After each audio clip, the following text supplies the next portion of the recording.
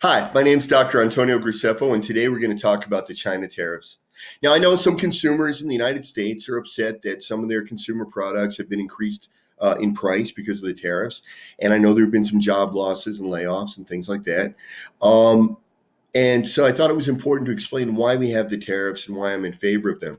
Now, an economist named Dr. Milton Friedman, who is a great man, a Nobel Prize winner, has famously said that enacting tariffs was the same as if you and your enemy were sitting in a boat together and you shot holes in the bottom of the boat to kill your enemy.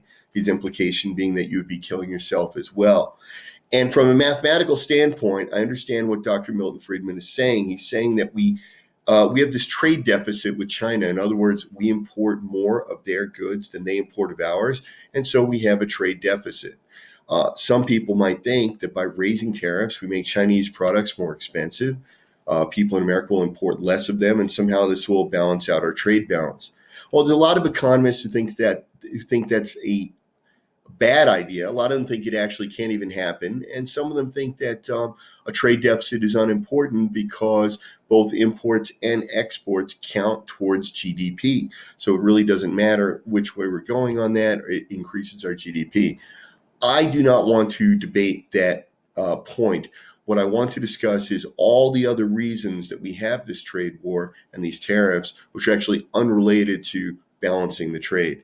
So first of all, China is guilty of IP theft. We know this. We have tons of evidence, documentation that China has intentionally stolen our intellectual property in the field of medicine, drugs, technology, military technology, communications, computers, all these things that they have stolen our research. And the United States Trade Representative estimates that we have lost several $100 billion per year in stolen research that China has stolen from us. Right? So that's one reason for the trade war. Another one is unlimited market access. There are business sectors in China that foreign companies or U.S. companies are not allowed to invest in at all, or not allowed to operate in at all. It's completely restricted. Other sectors you're allowed to operate, but you have to have a local partner, and the local partner has to own 51% of your business. The U.S. does not generally have these rules in the United States. Generally, our economy is open to foreign companies. They're allowed to come to the United States, open a company. They don't have to have a local partner. They're allowed to go into almost any business. Sometimes for defense reasons, the president or the United States Trade Representative or other authorities may step in and block certain deals, certain trades, certain businesses. But as a rule, it's wide open. And under the U.S. legal system, a foreign company is entitled to the same legal protections, same contract enforcement as an American company.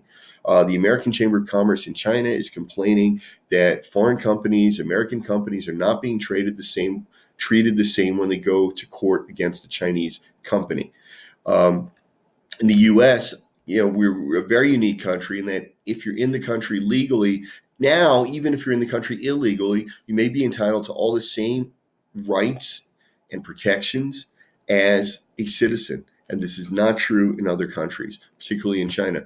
So in China, for example, a foreign person, a foreign company cannot own land. In fact, Chinese people aren't allowed to own land. But in the United States, Chinese people can own land.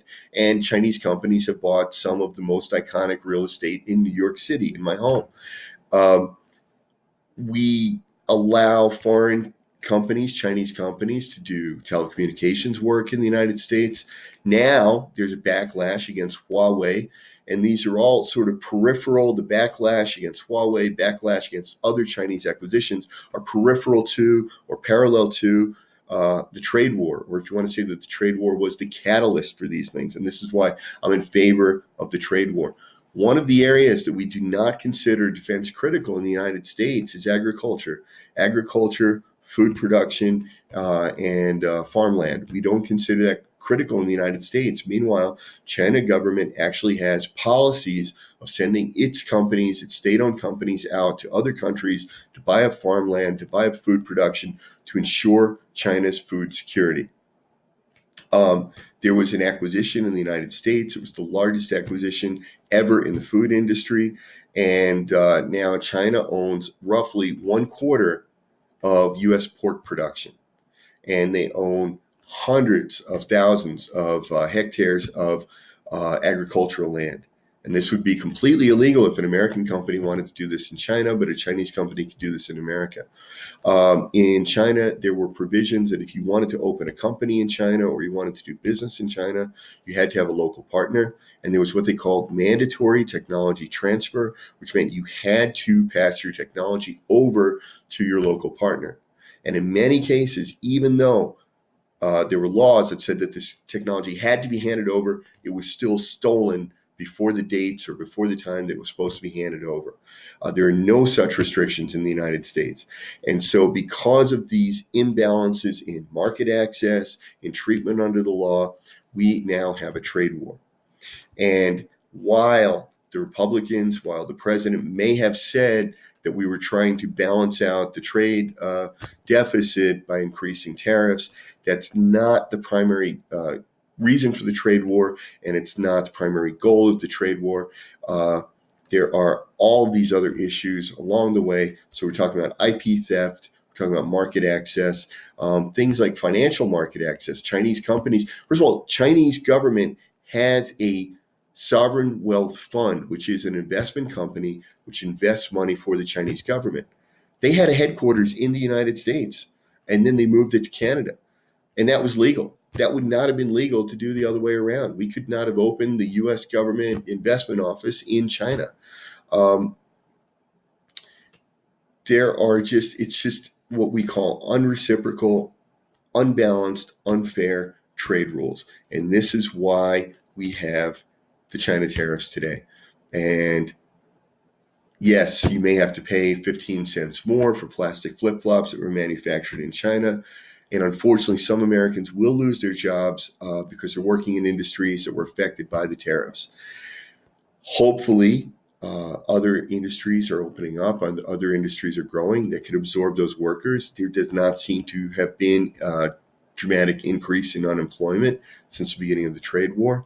And when we look at things like the technology theft of hundreds of billions of dollars of technology each year, there is a social impact cost there. There is a security cost. There's a military cost there, which is very scary.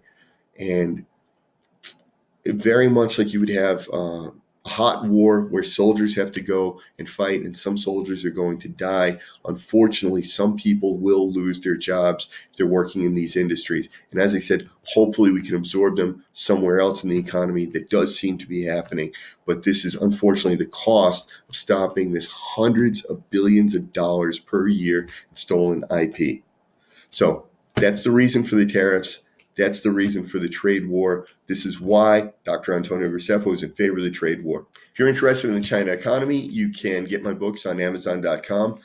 And if you'd like to, you can follow me on Twitter. I tweet a lot about the Chinese economy, about the Mongolian economy.